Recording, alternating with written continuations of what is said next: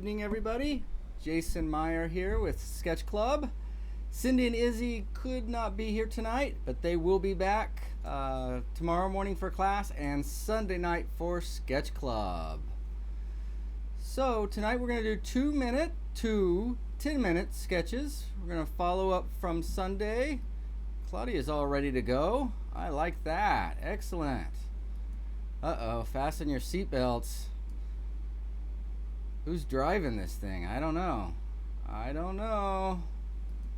Mr. Randy, good to see you, sir. Good to see you.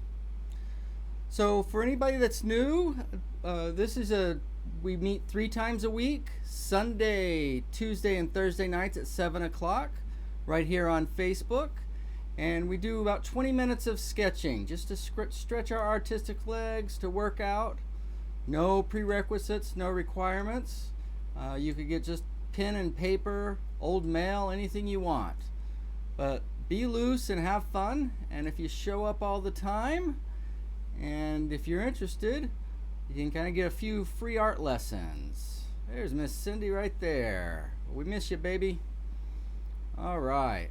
So why don't we head over to the iPad and see what we got going on. So we've been talking about the cylinder.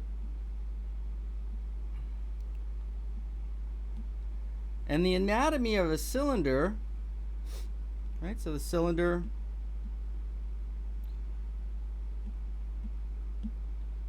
anatomy, we're going to take 2 lines and we're going to add 2 ellipses, and that will give us a cylinder. So if you have the top ellipse, line, there you go, you got a cylinder. Easy as that. So now you guys know how to draw a cylinder.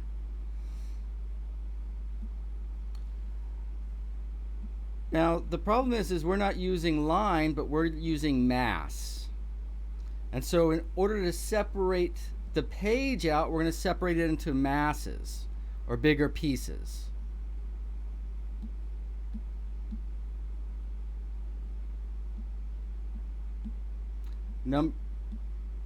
Let's see here. Here we go. All right. Number 4 is our dark value. Number 3 here is our gray, and that's going to be the tone of the background right here. On our paper, our tone of the paper is our number 2 value. And then our highlight, white's the number 1 value. Okay?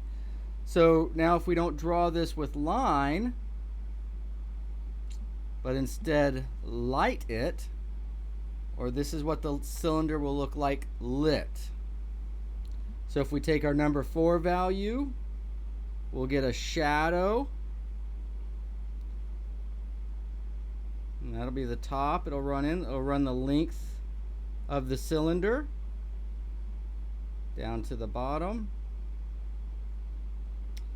The outside edge will be hard, but this inside edge we need to be soft because it's a transition. Whoa. So let's just soften that edge up.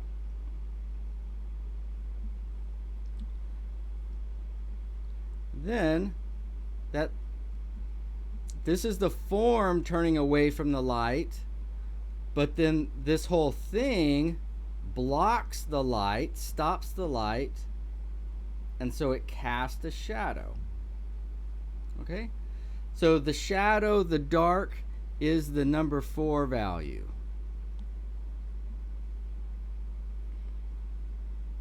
Get rid of our pointers here. And then the number 3 value will be the background and the air, or the transition. The number 2 is going to be the light. And that will be on the top plane, or our ellipse up top.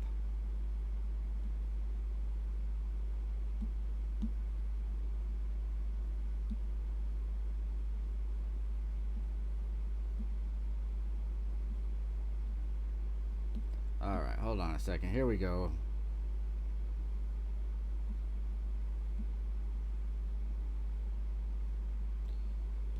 All right.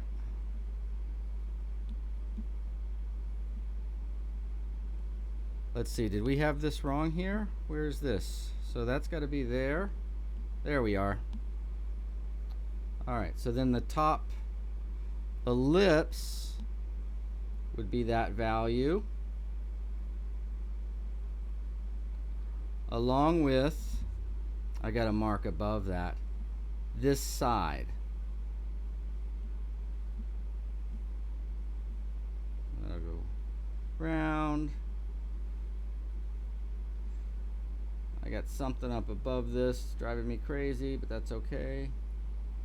Soft edge, and then the last thing we have left. Oops, I found it. I found it. There it is. All right. Cover this up. And again, this is a soft edge here where it turns into the shadow. Then the highlight will happen right on the corner. Okay? So there's number 4, number 4, number 3's the background, and then number 3 also separates the number 2 from the number 4. And then the number 1 is right there on the corner. I know that seemed complicated a little quick, but just to show you, bang, bang, bang, 4 values. And that's what we got. All right. So that leaves us with the cylinder in nature. Because if we're drawing nature, right, we don't have the straights. So what makes it natural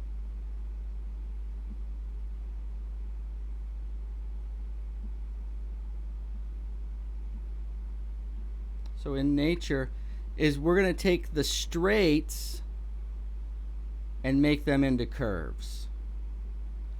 Take the straights and make them into curves. So for it to be natural in nature, you're going to see curves, not straights. It's as simple as that. So how do we use that on our sketches tonight?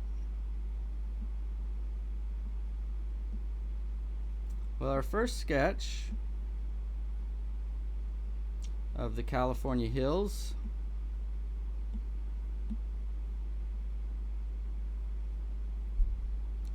right, well, there's our tubes. And you see they get smaller as we go back into space. Okay, I just did 3, and then what you want to do is you want to set up a grayness down here. Let's make it here. Let's just say a grayness back there, because this will be darkest shadow, this will be lightest light. The shadow will get a little lighter from there to there. It'll get a little lighter from there to there, and it's going to approach that value. The light will be lightest up here, and it'll get a little darker. It'll get a little darker. It too will approach that value. So as that approaches, this will read as infinity. Okay, if we just use those values there.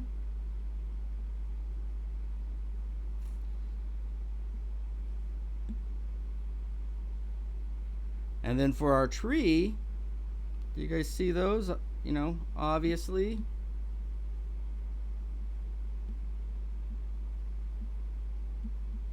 Oh, not going to let me mark over it. What's going on here? What's going on? We got to come up here. There we go. So our tree, you can see obviously a cylinder, and then it's got other cylinders coming off. But look, that doesn't look natural. Why doesn't that look natural?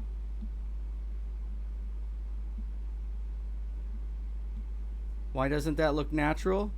Because of the straight lines. Straight lines. So when you guys grow up, you can answer your own questions too. So get these just slightly curved, slightly curved, slightly curved as you build those cylinders. And then what else does this do? It goes from big, smaller, smaller, smaller, smaller, smaller, smaller, smaller, smaller, right? And as it gets smaller, it gets less definite, right? At one point, it just kind of turns to a gray almost on the edges. All right, well, that was a big, long introduction. I don't know, did we really need all that? Okay. So are you guys warmed up? Should have been stretched out, had dinner and a snack for all that. And again, let's try to find and see these as cylinders as you do these. And it'll give you more control over the situation. All right, guys, let's get started.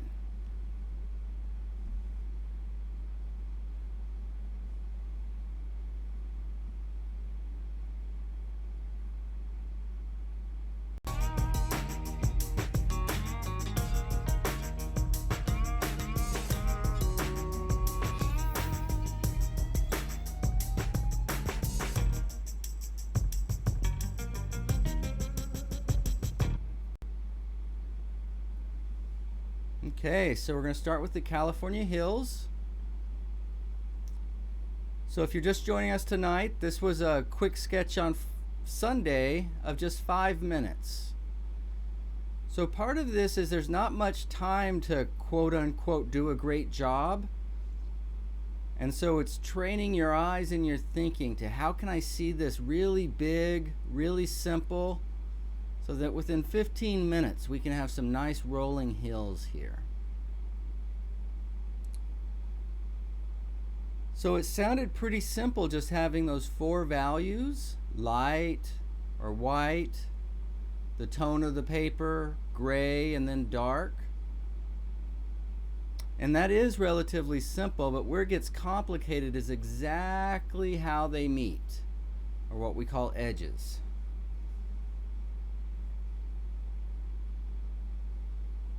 Notice as I work over to the side, I try to let the dark and the light go to a little bit of a gray to help hold us into the center of the drawing.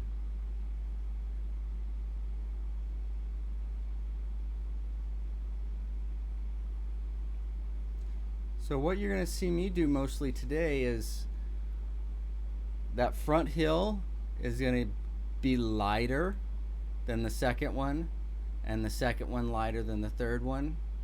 And then I just get started on darkening up my shadow on the first hill when we run out of time today. So, and again, look, I'm dragging my stump through the light on that back hill just to knock it. You see how it gets vaguer, and as the more vague it gets, the more distant it gets. So now with the vine charcoal, I wanted to set up some little bit of atmosphere so that the tone of the paper isn't the air or the everything. Hey, Shakti and Ellie are here. Welcome, ladies. No problem. I'm missing my ladies tonight. They couldn't make it, but they will be back Sunday. So we're going to do 2 10 minutes tonight on the California Golden Hills, and then we'll do our tree. So as I go over that background, you see how I just ran that right into that third hill? Again, because there's got to be a bit of vagueness in that third one, or it's got to be closer to all the pieces and values around it so that it seems far away. Right? One of the big things to get down quickly is distance. Right? That idea of near to far, which isn't necessarily a thing you can paint.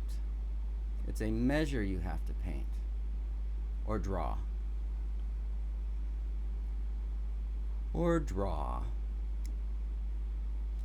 Right? But the charcoal, and we are working in mass, which is the language of paint. And the reason I usually do these are for paintings. And so that's what I teach. And this is a common method we use in class to design our paintings, to figure out some values and placement. Before we get all that paint and canvas, man, it's messy, it takes a long time. So we want to have some things figured out before we really get into our painting. So now with the white chalk, what you see is I'm trying to make this front hill in light more.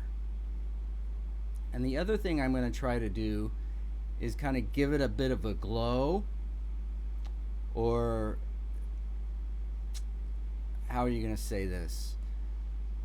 To where it looks like the light's almost bouncing off of those hills, right? That light's hitting it so strong that it's literally hitting the ground and bouncing up off of it. So much of this is more about how you conceptualize than what you see. Find out pretty quickly that if you just copy what you see, it feels good for a little while as you gain your skill, but then the lackluster leaves pretty quickly, because the drawing that's left, it doesn't stand on its own, right? So these are definitely translations we're making. So you see, I'm going more and more. I'm pressing harder, getting a bigger spot of white up here. So all of that's going to help pull that forward. Say near, this is different than all the hills way back there. But if we want to go way back somewhere, we need something right up close to us to make that far away seem far away. And here you see me just giving a little bit of glow, right, with some tiny verticals and then kind of scraping across them. And then as we turn from light into shadow, we need to make sure we've got some soft edges there. So just overlapping a couple of shapes here, again for a little more interest. Then I'm going to decide to expand this white just a little bit, because the bigger that quote-unquote white gets there, the more powerful it's going to be. And notice I'm paying attention to how I put it down. This white that I'm putting now doesn't seem as white, clean, or as lively as the stuff I put down in the middle. Some of that's touch, and then some of it's drawing over on top of the gray.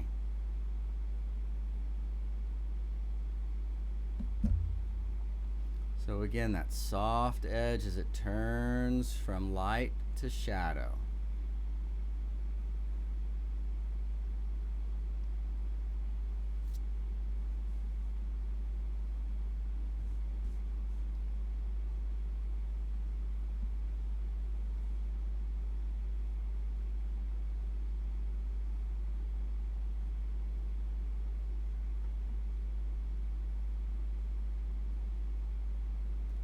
So we turn from light to shadow. I have to say, I'm so tickled. I'm so tickled that you guys feel the need to apologize for being late to a sketch club over the internet. And I never would have believed it. But hey, got to stay loose, kind of roll with it, do the best you can.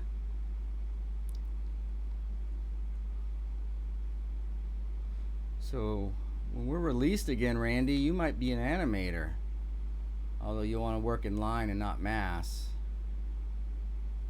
Have you shared any of yours with us lately? We want to see some of your drawings, bud.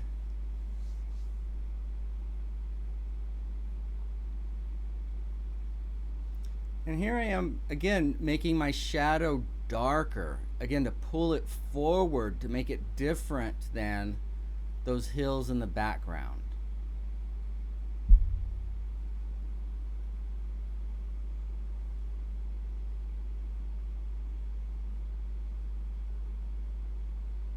And when you first put it down, you know, that's a little chunky. I don't know. And so that stump can go a long way to evening the tone out. But just make sure when you're evening the tone out that you're still paying attention to how big your transitions are, where things start and stop.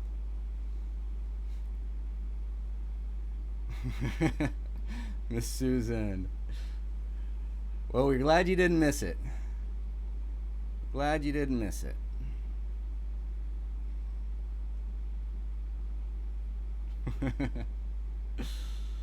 We were just talking about how it was a little bit funny, Susan, that I'd have never guessed that people had been apologized for being late and not being able to make it to a online sketch club. But I'm thrilled that we've got such a nice little community here. Cindy and Izzy's missing tonight, but they'll be back Sunday. Everything's good, no worries. Shakti. Aw, thank you. Very sweet, Shakti. Very sweet.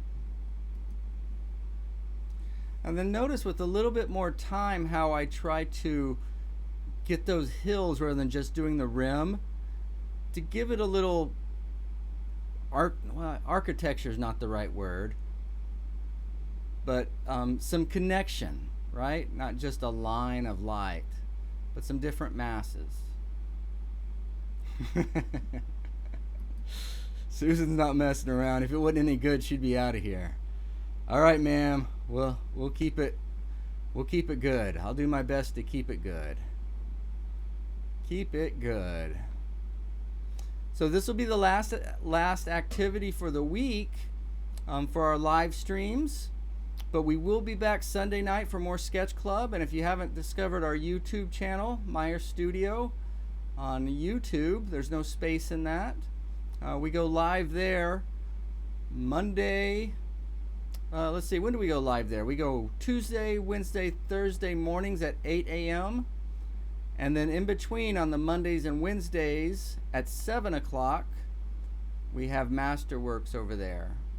The morning show is feedback for students. So we look at students' work and we talk about what we might do a little bit different. What's next? And I guess the tree's next. That's 10 minutes. It goes fast. It goes fast. My sketch. I know I haven't been able to get on Facebook much, but I've looked over Cindy's shoulders and seen some of you guys' sketches and stuff. They are improving. They are. You know, even when we get goofy little images and stuff in there, it can be fun.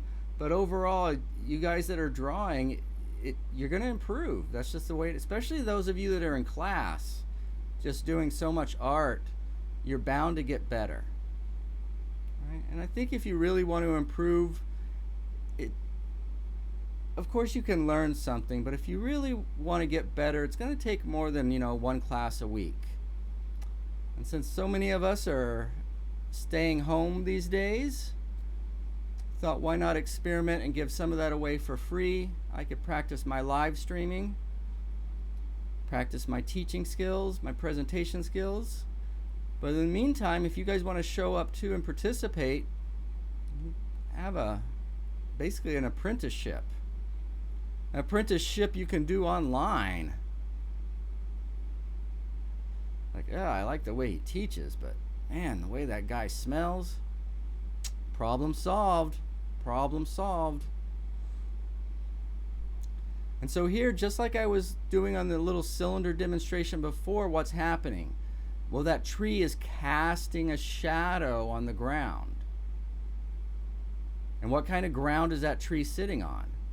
Well, you can tell it's on a little bit of an angle of a hill, can't you? Because that shadow's running up that hill. Right? If I angled it down from the tree, then that shadow would have run down the hill, and that would have given us different topography, different geography. So it's all about the implications. The implications. Now on the opposite side, I'm not putting those darks down for shadows. At this point, I'm just kind of delineating the edge of the tree. We'll be back and gray that up a little bit. And as these cylinders rotate, right, near, far, tilted up, tilted down, the shadow in relation to the light changes. And that's what's going to make this tree seem like it twists and turn and really bring it alive.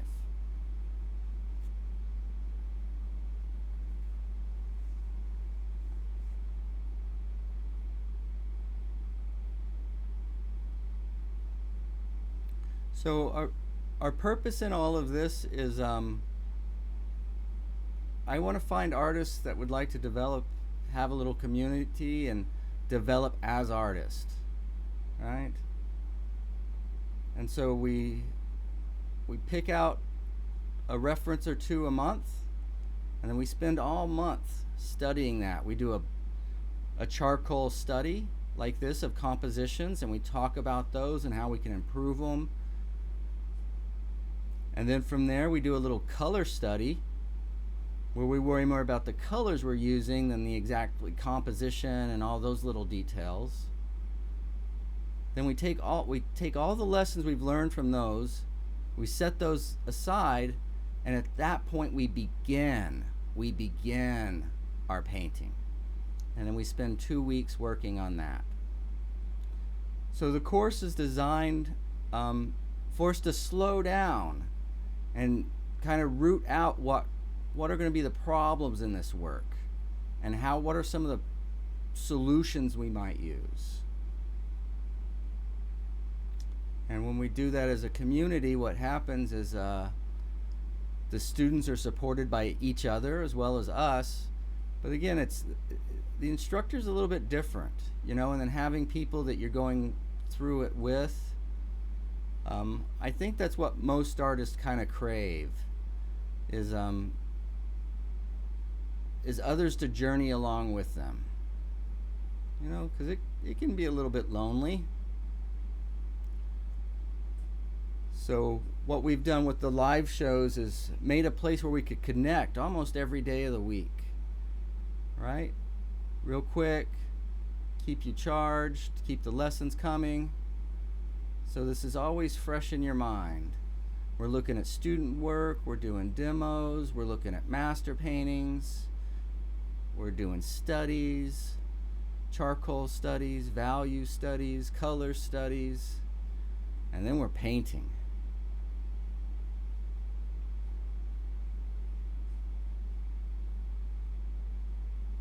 And it turns out these things we're trying to do aren't so easy.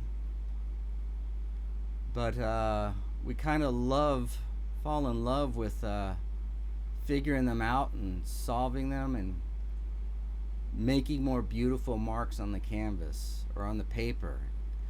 It always, at least for me, always comes down to beauty, making things more beautiful.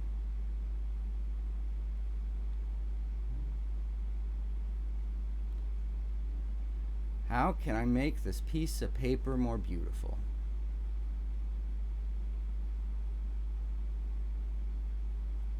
What's important here? What's not important here?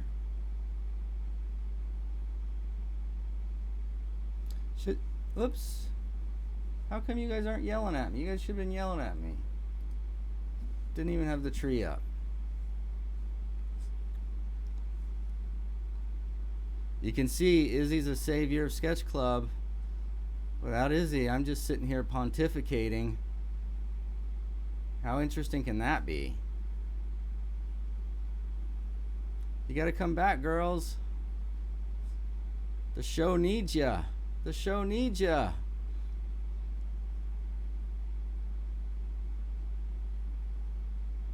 But I just did this earlier today, and I still just have a blast watching these things come to life.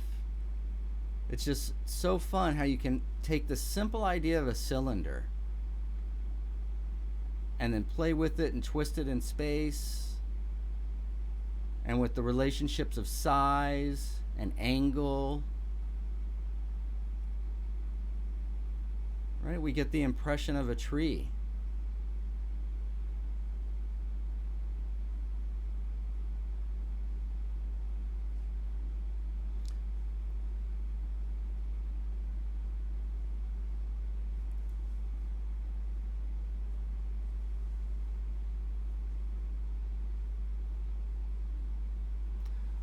Okay, so as always, if you guys got things you'd like to try and sketch, especially if you got photos you'd like us to consider, make sure to send those in. I love that you guys participate on that. Right now it's really helping me out too, because my schedule, oh my goodness. This is great that it's happening, but I don't have a lot of time to kind of find photo reference images and things like that. I've got a bunch here, but also it's fun seeing things from different sets of eyes rather than just mine all the time. So animals, landscapes, portraits, architecture, whatever it is. I can't promise I'll use anything. Whatever you send, I turn it into black and white, and then most of the time I end up cropping them, because it's got to be simple enough. Again, 10 minutes isn't very long. Right? You guys know that. You've been doing this for a while. It's not like sitting next to the lake on one sunny afternoon for a few hours. Man, you gotta get to work. 10 minutes. And so what you'll learn is, as you handle the charcoal and handle the stump, a lot of it is about touch. But when I say touch, I'm talking pressure. And now, when I started, I was mistakenly thought that you either had it or you didn't. No, like anything else, it can be learned. It can be improved upon. Okay? So that's one of the things we're practicing. It may just look like I'm haphazardly running my hand across the canvas, but I'm paying attention to how dark the marks are, how light the marks are. Right? Trying to get darker, even tones down here at the bottom, and then as I go away, try to lighten up a little bit, especially as the limbs get smaller. Right? They're not going to hold as much light, as light or dark generally. And so they tend to go more into a gray. And that helps with their smallness. It helps with their smallness. Thanks. I'm sitting here watching. I forgot I did it.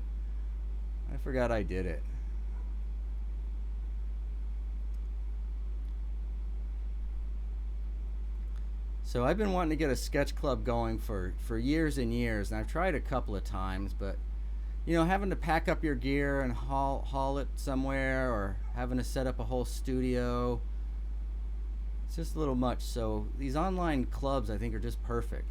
20 minutes is a great, boom, end of the day. Yeah, let's just practice for a few minutes. Right? Or if you're just getting into it, it's a great way to start. If it turns out, great. If it doesn't, hey, 15, it's like taking a walk. Right? I got out, I stretched my legs.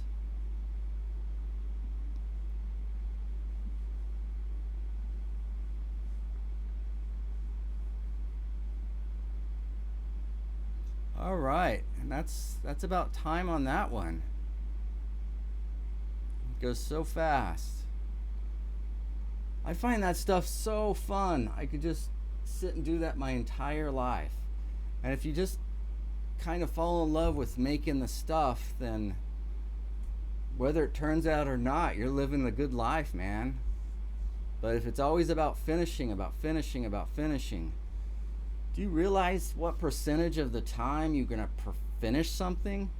It's like 0.0001% of the time. So if that's where your only happiness comes from, ooh, I don't know, man. You may want to reconsider that measure. I mean, do what you want. Just a thought. So let's look at the rewind here. So with just over a minute, we're going to look at the whole 20-minute sketch club. And you can see these patterns kind of happening.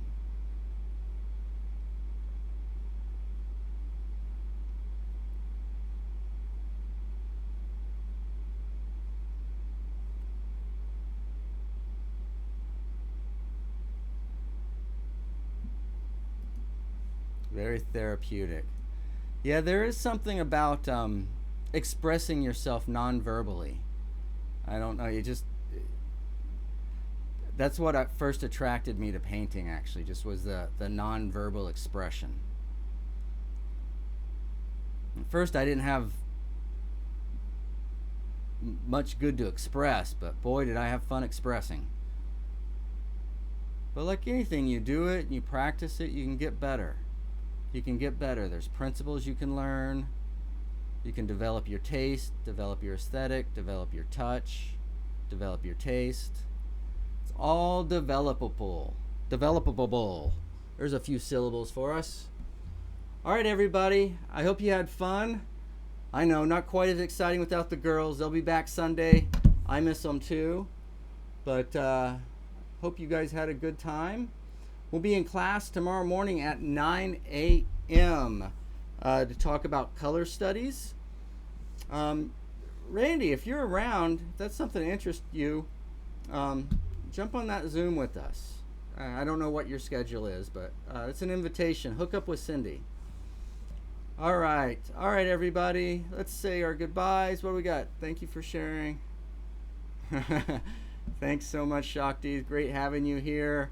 All these artists getting so good. Like I was saying, some artistic development, artist development. Whether you're brand new or professional, let's band together and grow a little bit. All right, everybody. Have a good one, and we'll see you soon. Bye, everybody.